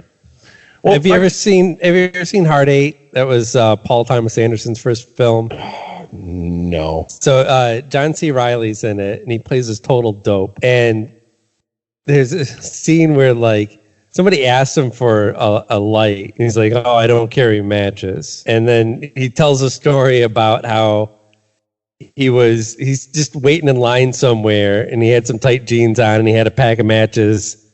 And they just caught on fire, and so he doesn't use matches anymore, right? But it was a freak occurrence, and that's so many people base their lives around like this freak occurrence happened, maybe to me, or maybe just to somebody that I read about on the other side of the world, and now I'm just never going to come anywhere near that thing again. Well, sounds like a shitty way to not live your life. Well, I mean, there's something as stupid as going and buying those cheap 50-cent lighters.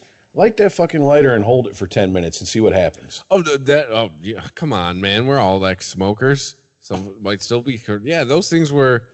You knew what you were getting into when you bought those. Like if you got through to the end of that lighter, that was a feat.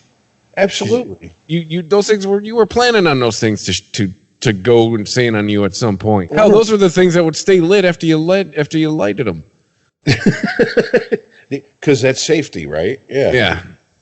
I had one. I mean, this was 25 years ago, but I had it in my truck, and it was in Florida. It was in the cup holder, and I get in my truck and I go turn my truck on, and I hear this noise, and I'm like, "What the fuck?" And the thing was fucking leaking fluid. It had like half melted. It was so hot in the fucking truck. And I'm like, how the fuck did that happen? Threw that bitch out the window before it blew. I'm like, are you serious? Dude, I've been driving and I just all of a sudden heard a pop. And I'm like, what the fuck was that? And look in a cup holder and it's a couple of pieces of plastic in the top of the lighter assembly. Like, oh, guess it was hot in here. and that, ladies and gentlemen, concludes our advertisement for Bic lighters. Built better, not to explode on you. I'd like to thank our new sponsor. Yeah, we're apparently we're all up in arms about what our governor is trying to do. So well, and it's aside from vaping, it's just like, okay, wait a minute. If this is someone's idea of governing, I don't want this to become the new norm. Well, I don't like something. We're not going to put it to the people. Fuck it. Yeah, not fuck it. You know what? Another thought I had when I read this is, especially how she did it, like how Trumpian of her. Thank you. Like, didn't Donald Trump try to do this his first couple months? People had to remind him how executive orders worked. Well, he thought if he tweeted it out, it made it law. remember he had his big pen in the book. Oh, good times. Yeah, I just don't like having my autonomy snatched with something. Let me decide. Let the adults be the adults. You're saying you're doing something for the kids, and you're taking the adults' autonomy away. Boo! I didn't vote for her, but I didn't vote for her challenger. The only thing I voted for in November was for pot because I voted absentee. Well, fill out this. Everything else, good luck. Trusting the rest of you. You let me down. Well, all we have to do is make it to January 1st when they start opening marijuana stores, and then we can just get high as fuck and not worry about any of this shit. Can you get fruit flavored marijuana vape? Because I know there's a couple companies in Michigan that sell that shit right now. I'm gonna be honest with you. This is just personal preference. I had a friend who had a couple of those cartridges, and one was supposed to be Kool-Aid, another was supposed to be I don't know, some candy flavored, and I hit them both, and I was like, it tastes like ass. I'd rather just unflavored stuff, to be honest with you. I don't need my weed to taste like anything. Yeah, I want weed flavored weed. I'm with you there. I'm not saying I like them. I'm just saying they're a thing. There's a company called Platinum Vapes.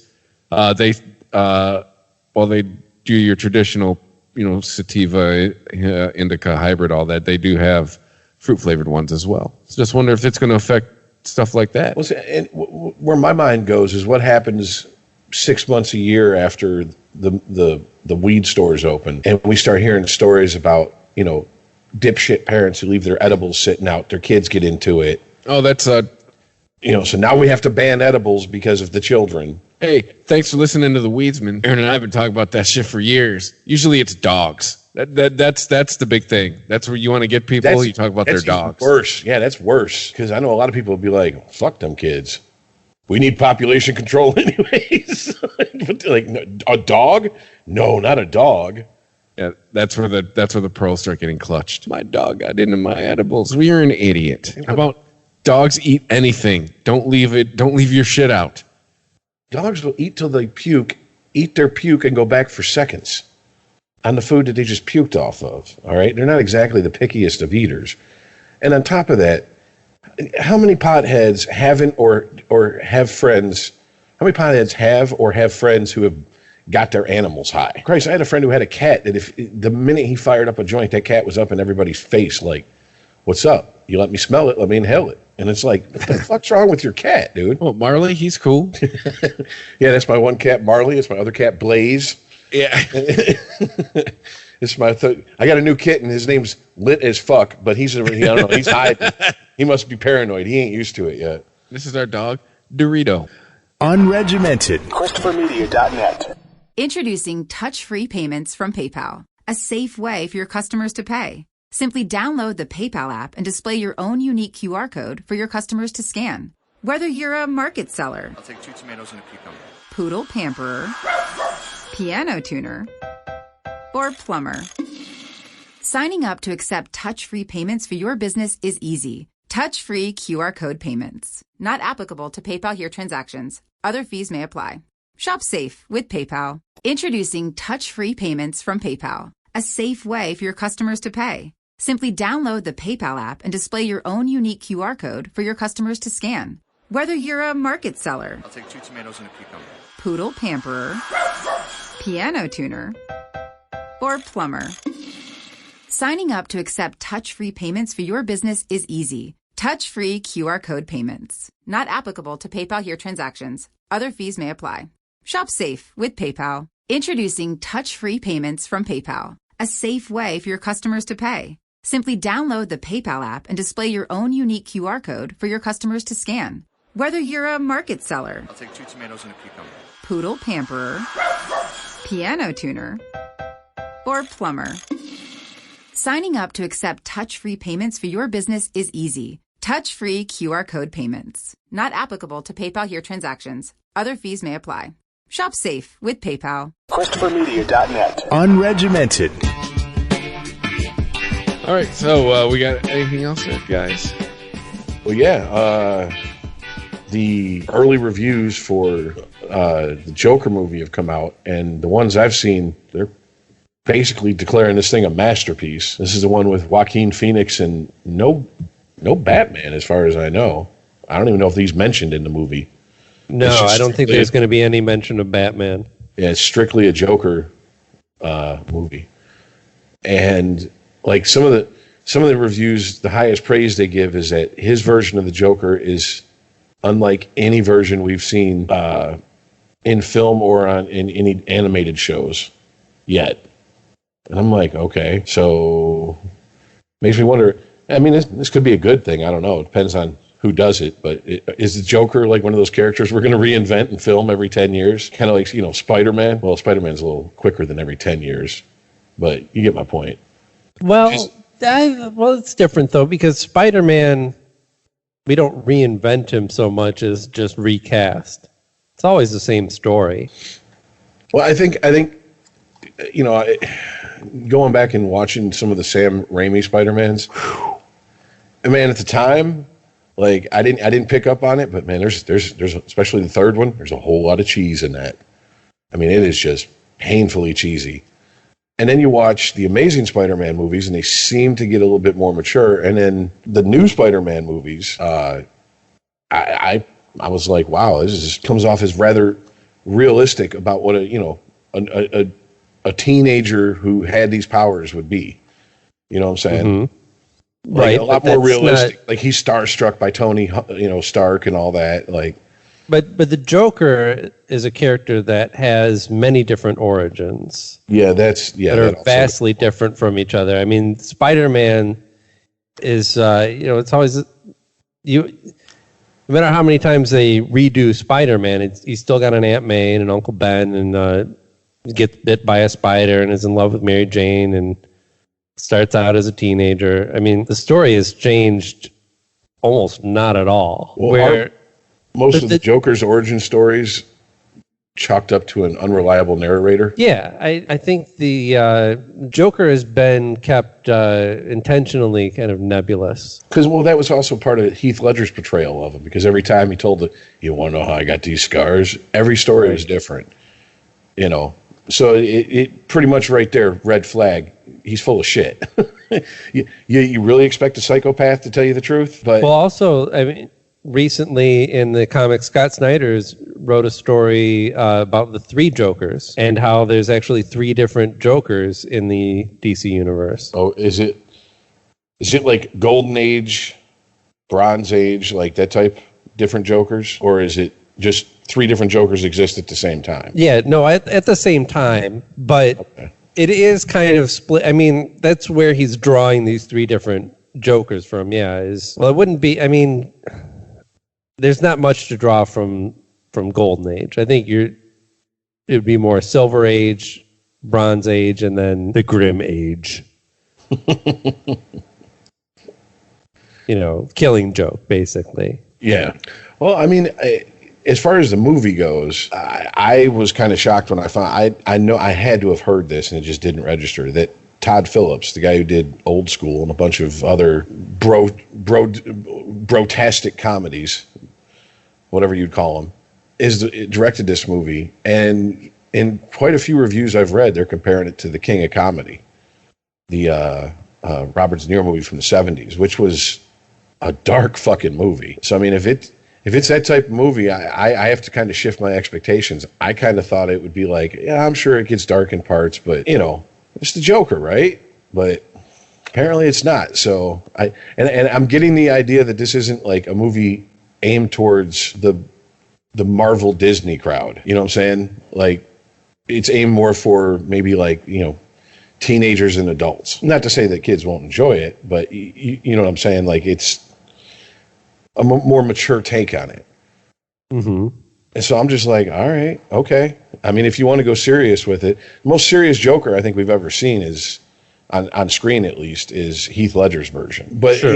The thing I keep going back to is I remember when Batman '89 come out and people were like, oh, that's the definitive Joker right there, Jack Nicholson's portrayal.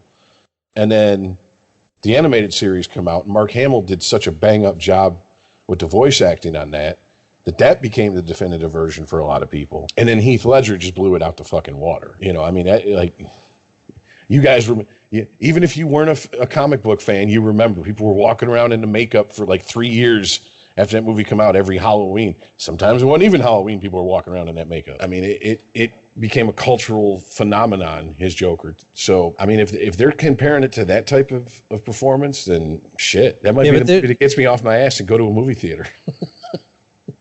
There really can't be a definitive Joker, though. I mean, there shouldn't be. Well, I get the feeling that people that say it's a definitive Joker is people who probably aren't really comic book fans.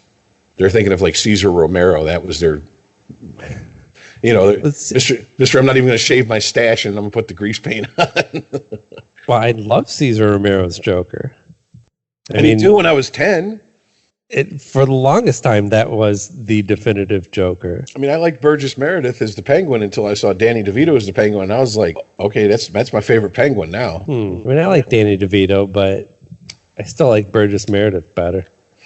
Well, whoever did the Riddler definitely fucking... his performance was safe after seeing Jim Carrey ham it up in that role. I was like, oh, that's horrible. Yeah. That was one of those movies that I wanted to, one of the very few movies I've ever paid money to see that I walked out of debating whether to go, I need my fucking money back, man. That's bullshit. And seriously, nothing to do with the bat nipples or the cod pieces or none of that shit. Didn't give a fuck about any of that. I was just like, that is cheesy as fuck. Are you serious with this shit? And why is Two-Face's face pink? What? That don't even make sense. Yeah, to me, the shit pile was the Mr. Freeze one. I never even saw that in the theaters. I don't think I've actually seen that movie all the way through in one sitting. I probably Wait a minute, wasn't that was all the same movie, wasn't it? You'd think, but it wasn't. No, the one with the Riddler and so the Riddler and Poison Ivy and who else was in that movie then? No, Riddler and Two-Face were in Batman Forever. Batman and Robin is when Poison Ivy and Mr. Freeze and they introduced Batgirl. So the Riddler and Poison Ivy weren't in the same movie? Nope. Really? But now, here's the thing. Those two movies were directed by Joel Schumacher. Yeah. And they look... literally, they're interchangeable at times with a lot of the looks because he went the whole day glow color route versus the washed out dark route that Tim Burton did. Right. But I mean, no, dead serious. I completely remember this because I remember seeing the commercial for Arnold Schwarzenegger going, "Time to chill," and I was like, oh no, Arnie, go back to Commando. You know what I'm saying? Like. Can we get Raw Deal 2? Stop with this is horrible. And then, I thought Uma Thurman was wasted in the role. I was like, oh, okay. Yeah, because Val Kilmer was Batman in the Riddler and Two-Face Batman movie, and Clooney was Batman in the Uma. That's another way to tell them apart. It's sad that the biggest names aren't even the people who played Batman in those movies. It's the villains. That's so 90s, by the way. Actually, I really liked Val Kilmer as Bruce Wayne. Yeah, I didn't mind him as he got drug over the coals, and it's like his career never really recovered 100%. George Clooney, it seems like he came out of that unscathed, and I'm like, he was the worst Batman and Bruce Wayne I've ever seen. Yeah, I don't know. I don't know that Batman necessarily hindered his career. I mean.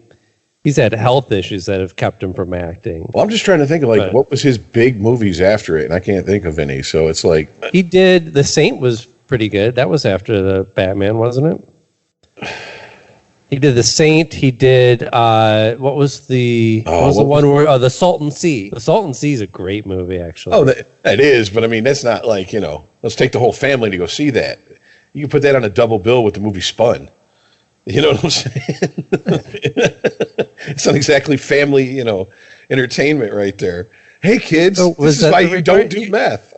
You asked what his good movies were after that. No, he made good movies. What I'm saying is he wasn't like that. Like the next, because, I mean, he was supposed to be the next big thing for a while there. And sure, never really. Yeah. But, I mean, he did that horrible movie with Marlon Brando that I was like, oh, Island of Dr. Moreau. That's it. And I'm like, are you serious with this movie? And it wasn't even his fault, really. It was just Brando. I think Val Kilmer is Brad Pitt, just born too early. You know what? Having seen Top Gun in the theater with my family, and my sister was like, fuck Tom Cruise. She's all about Val Kilmer. I can absolutely, positively say, oh, yeah, I can see it. Right. Because and maybe it was just a choice of material, too, and maybe it was just chance. But, Brad Pitt was a quirky actor, and he actually got more work, I think, because of that. He played some crazy characters when he was starting out. The killer in California, the loser stoner in True Romance. In True Romance, right? We got a shutoff notice, but Floyd smoked it. The wacky time traveler in 12 Monkeys. Still, honestly, probably my favorite role of his is I just loved him in that movie. That's like the definitive Brad Pitt performance, in my opinion. But I mean, now that I'm thinking about it, I've also heard rumors over the years that Val Kilmer could be kind of a temperamental prick to work with. And it seems like Brad Pitt, against all odds, being born that pretty and having all this fame and shit, kind of seems like a down-to-earth guy. Because if you remember the story about Harvey Weinstein when he was dating Gwyneth Paltrow, she told him that Harvey basically was like, want this role? Gonna suck this dick. And he was like, you ever talk to my girlfriend like that again, I'll kill you, you fat fuck. And I was like, you know what? I got a lot of respect for Brad Pitt for going up and doing that, because he wasn't the Brad Pitt he is right now back then. That could have been his career to go up and tell that motherfucker off. Well, I think one thing we always forget about him is he's a Midwest boy. Like, he grew up in in Missouri, so he's not he's not cut from the California cloth, so to speak. That's probably what keeps him down to earth and likable. Well, back to the Joker movie, though, this always seemed like it was going to be a standalone film. Yeah.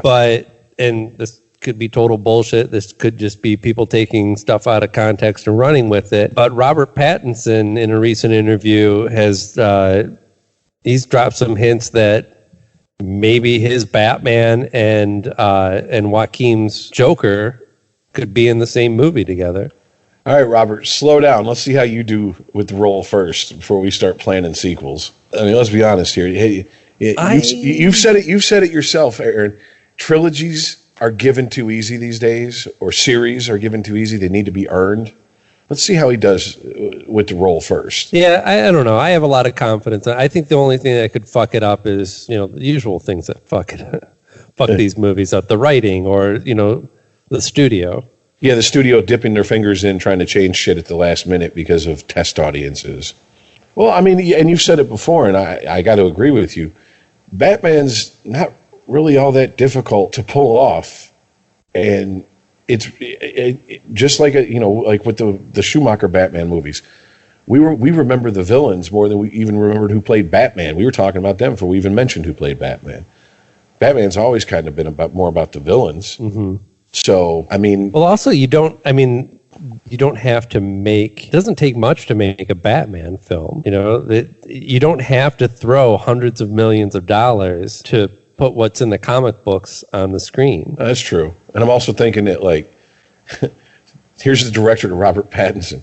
So, how do you want me to play this Batman? Like this. Don't suck. That's all you need to do. Don't suck. Everything else is gold. It's just all gravy. Don't worry about it. Just do a good job, and you'll be fine. Just do a less sparkly version of what you did in those vampire movies. Well, I don't think, I haven't seen a lot of his movies, but to be honest with you, I don't think he's the chewing scenery type of actor, so you don't have to worry about him, at least in my mind. Maybe there's something out there I haven't seen where he is way over the top. I don't think he's going to play it that way, so... No, but his eyebrows can chew a decent amount of scenery. But he's got the jawline. That's all that matters once you're in the bat suit. Can't see his eyebrows. It does matter a lot. It really does. Case in point, Batwoman. Who? What's the actor that they got to play Batwoman? Is it Ruby Rose? Oh yeah. Right. Who I think is. I think she's beautiful. I love her jawline. But you put that cowl on her and she looks like an idiot. How unwoke of you, Aaron. It really does. When I heard that she got cast, I was like, oh, that's some good casting. And then I saw her in the outfit. I'm like, oh, no. They should have tested that cowl first. I got to be honest with you, man. I watched I don't know how many trailers are out by now, but I watched the initial trailer that came out and was like, meh. It was just a big meh. Okay. Well, and also she looks like she's wearing a wig from Party City. Yeah, I was kind of thinking, what's with the Candy Girl wig circa 98? What the fuck is with this? She going to a rave with that thing? Yeah. Well, it is comic accurate for the version of Batwoman that she's playing. I forget the character's first name. Something Kane. Kate Kane? Something like that. But yeah, sounds right. In the comics, she's... she has short hair, and the wig is built into her costume. And it's just a way to, protect her identity. Meanwhile, Stephanie Brown's like, oh, might be a good idea. The other movie that has been getting some early reviews is It Chapter 2. And the only reason I bring that up is because something I didn't expect to happen or expect to read in all the reviews that I have is apparently Bill Hader comes in as an adult version of Richie and steals the entire fucking movie. That's what they're saying. This is the year of the Hader. Yeah. So it's like, okay, I can see it. I can totally see it because he is just flat out amazing in Barry. Is it just me, or was he kind of overlooked on SNL? He's very underrated. Like, his big character was Stefan, and I mean he had some. the newest place in Manhattan is in the middle of the Brooklyn Bridge. It's titled, and all this shit's run by a dwarf who has cellulitis, who's named, Tony, whatever the fuck, and just all this crazy shit. And that worked, but it's like, I always thought he was just underused, underrated. Like, because everything he's been in, I've cracked the fuck up at. Like, he's funny as shit in it. Even a little bit of Barry that I've seen coming and going when you're watching it. Barry's a really funny show. It's really dark and serious too, and he pulls it all off. I mean, in just masterful and subtle ways. I mean, the guy's funny. He can do the voices. He can do the characters. He was great on SNL, but he is obviously now so much more than that. Yeah, I'm trying to see real quick what some of the other stuff he's done. Super bad. It's his best role. Yeah, I mean, like, if you go, like, he was in Knocked Up, Pineapple Express, Tropic Thunder, Forgetting Sarah Marshall. I forgot he was in Adventureland. He was the boss at the I enjoyed him in Trainwreck amusement park. Yeah, but these are all roles where they're like, that guy's funny looking. We'll get him for this bit part where he can do his weird Bill Hader thing. True. Oh, this is Hot Rod, dude. Oh my God, Hot Rod. See you later, Mountain Face. He's got some roles that are hilarious. Well, let's not forget his magnum opus.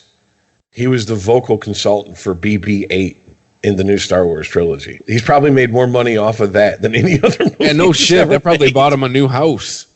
You know what I'm saying? Like, just he was in Power Rangers. Oh, okay. Well, yeah. So and then of course they say that the second chapter, it doesn't really live up to the first one.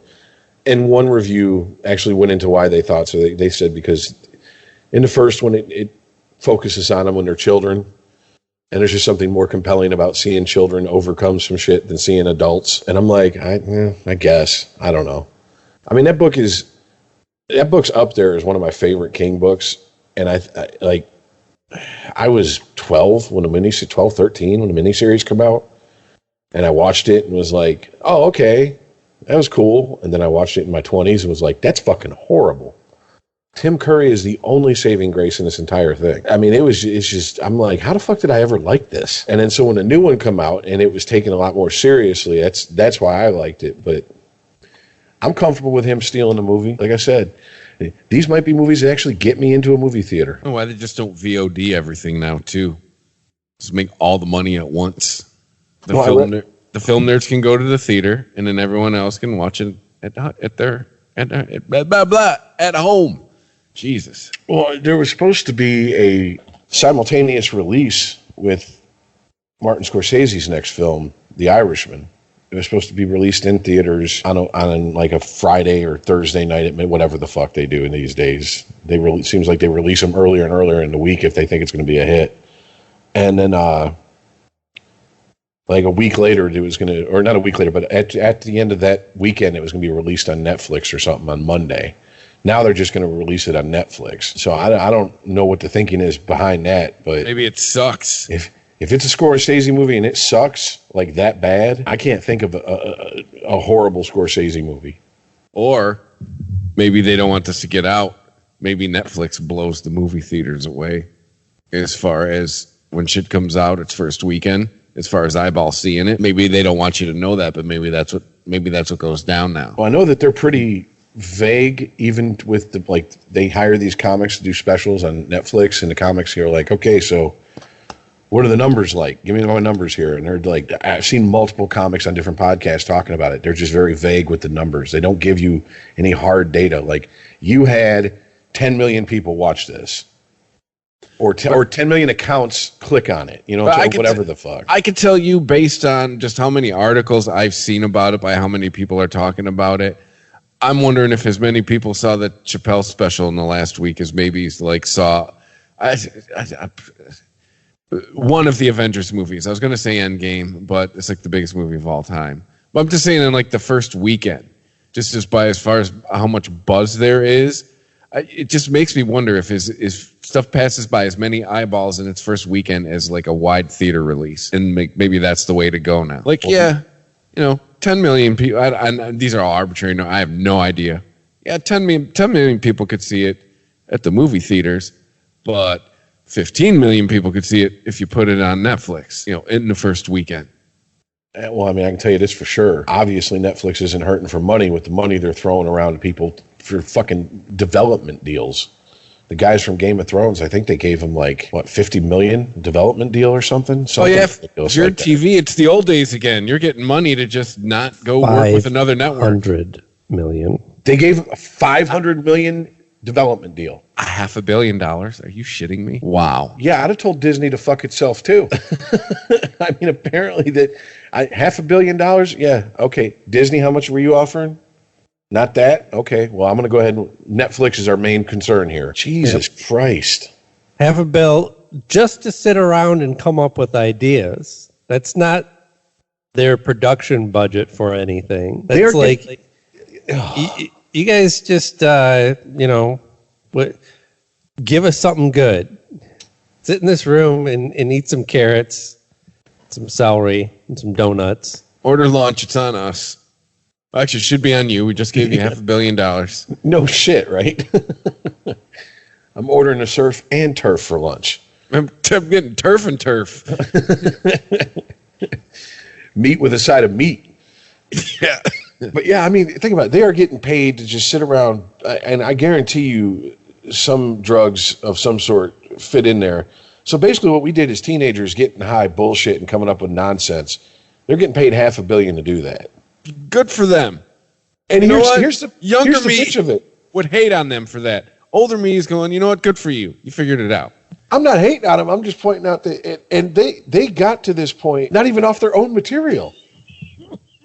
They used someone else's fucking intellectual property to basically springboard to this point. Hey, man. That's gangster as fuck. Quote Tupac, I'm mad at you. Oh, Christ. Make your money, man. You did it. You figured it out. I can't believe that. $500 million. I swear I heard 50 million. I must have just, my mind was like, no, you didn't see that extra O. You didn't. Because cognitive dissonance. Nope. Didn't see it. There's only 1 0. I now know what it's like to be a Trump supporter. Nope. I don't care what I just read. Got the Sharpie. Just blacked out the 0. Blacked out the 0. Drew a happy face in it and shit. And that is how you bring it all back around, kids. All back around to the beginning. Tie a nice little bow on it. So just, yeah. Good show. It's fun. So if you like it and you want to hear more of it, just check us out every Saturday at ChristopherMedia.net, Spotify, Spreaker.com, Apple Podcasts, Google Podcasts. We're on Twitter at unregimentedpod. Email address is unregimented@ChristopherMedia.net. If you're new to the show, welcome. If you are a longtime listener, like Dawn, hey, thanks for listening. Thanks for coming back. And all of you, tell a friend, because that's how podcasts work. That's how they grow. Thank you for listening, and we will see you next week. See ya. Later, guys.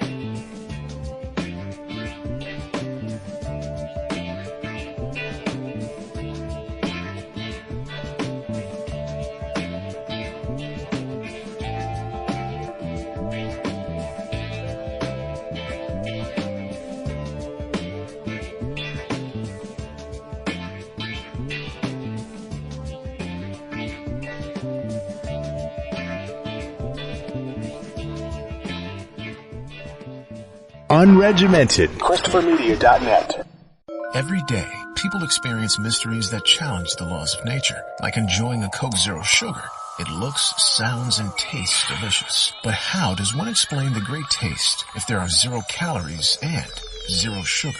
Some mysteries are just too mysterious. Coca-Cola Zero Sugar, unbelievably delicious. No TV binging session is complete without the unbelievably delicious 0-calorie taste of Coke Zero Sugar.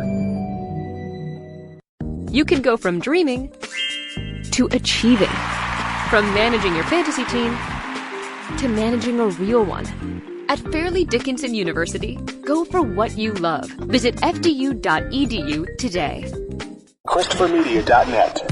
If you like this show, please tell a friend. Please make sure to rate and comment on all your favorite Christopher Media shows. Please follow us on Twitter and like and share us on Facebook. You can subscribe to all ChristopherMedia.net shows for free on ChristopherMedia.net. Thank you for listening, and thank you for visiting ChristopherMedia.net. Thank you for visiting ChristopherMedia.net.